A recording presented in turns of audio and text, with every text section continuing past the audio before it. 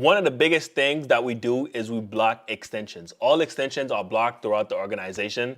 Like if an extension needs to be done, we have to do it via GPO or by policy. Everything is managed. I mean, financial institutions in general or banks have to be secure by nature because every single dollar that gets deposited has to be transferred via a wire. And by wire, I mean like a physical cable, meaning like Ethernet network. Our systems are very, very secure. Like we do regular audits and all of that. Anyways, I was checking out, and we constantly read, security things. Although we do security, like there's no way around it.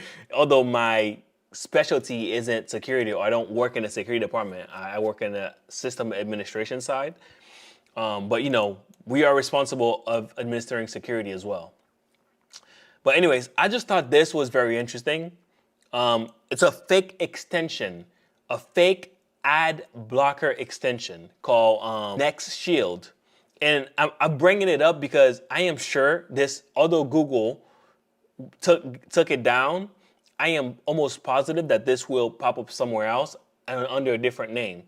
And what it was doing is it was mimicking another attack called Crash Fix, where once the user installed the extension on their browser, right, it will wait 60 minutes and then it will crash your browser. After it crashes your browser, it'll give you a prompt like, you know how when Google Chrome doesn't have enough memory and it just crash? The same thing happens here, except for once it crashes, it will give you, of course, a malicious code. It will ask you to copy and paste this code, or it'll automatically copy the malicious execution code to your clipboard. It'll ask you to do, open command prompt, paste that malicious code in there, and all you basically become part of a botnet or whatever they're trying to make you become part of. So, I mean, the best advice is always to, only use trusted plugins, like in general, plugins and extensions. Especially in a work environment, especially in the corporate environment. I mean, at home, of course, you can do whatever the hell you want, and the risks are just like so much less in comparison to like a corporate environment. But most of the time, Google Chrome extensions go through a review process, is what they tell us. I mean, it's not always reviewed by a human being. Sometimes it's manually audited or manually reviewed. I mean, automatically reviewed by some, AI system. I'm sure AI system by now. And they get approved by that AI system. So, take it as you will. Some of these extensions on the Chrome store are not trustworthy, just like this one. Researchers found a ripoff of a well-known ad blocker and managed to get into the official Chrome web store under the name Next Shield, Advanced Web Protection. I was actually looking to download it, but I couldn't. By the time I saw the article, I saw the news about it, it was already taken down. I'm sure I could probably find it and run it, in my lab environment just to show how it interacts. But I didn't do that. But next time I'll try to do that. After that pause, the extension starts a denial of service loop that repeatedly opens Chrome runtime port connections, exhausting the device resource until the browser becomes unresponsive and crashes. And you already know Chrome uses a lot of memory. Like Chrome is just already terrible by itself. Like if your computer doesn't have a lot of resources, Chrome is not the browser for you.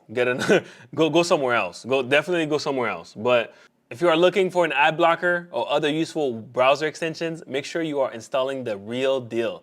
Cybercriminals love to impersonate trusted software. I mean, that's the easiest way to get in. Phishing is always number one. Like, phishing is like always number one way to get in. Because for somebody to break into a firewall, they have to be really, really good. They have to be like an ATP, like an advanced threat. Like, government level person maybe. Because they have to basically find a 0-day they have to find a 0 day to get in. Otherwise, phishing is the easiest way, or just doing one of these impersonation attacks, which is a sort of phishing attack when you are impersonating something that you're not. Never run code that come in copied from a website. That's the other thing. Like, don't be copying and pasting these PowerShell scripts that you don't know nothing about, or like these CMD commands that you don't know nothing about. That's also another bad idea, which is also part of phishing, because if I call you and I tell you to do X, Y, and Z immediately in order to get back into your system, it is a form of phishing, although it's presenting itself in a different way. If you're working in IT environment, definitely that's your first course of action. Contact IT. Don't be acting like you know IT yourself. Okay, I'm only saying that as a jokingly, because I'm sure a lot of you, if you work in IT, you know a few of those users, who owns a few computers, or they play video games at home and they think they can do IT at work. No. Go back to the finance department, bud, or wherever department you work in. Leave the IT stuff to the IT people. This is what the original one looked like. The actual attack looked like.